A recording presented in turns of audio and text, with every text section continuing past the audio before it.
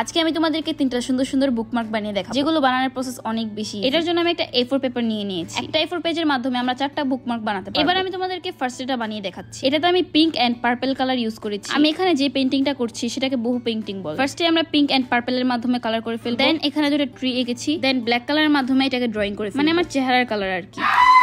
যাই হোক, চলো আমরা এবার সেকেন্ড বুকমার্কের ডিজাইন দিই। ফার্স্ট এই পেপারের উপর স্কাই ব্লু করে ফেলবো। রিয়েলিস্টিক দেখানোর জন্য এখানে আমরা একটু ডার্ক ব্লু ইউজ করি। এইবার এখানে আমরা হোয়াইট এন্ড ব্লু কালারের মাধ্যমে কিছু ক্লাউড এঁকে দেন ব্রাশের মধ্যে কালার লাগিয়ে এভাবে আরেকটা ব্রাশের উপর বাড়ি মারবো। দেখো ভিডিওর মাঝখানে আমাদের কি কি করতে হয়।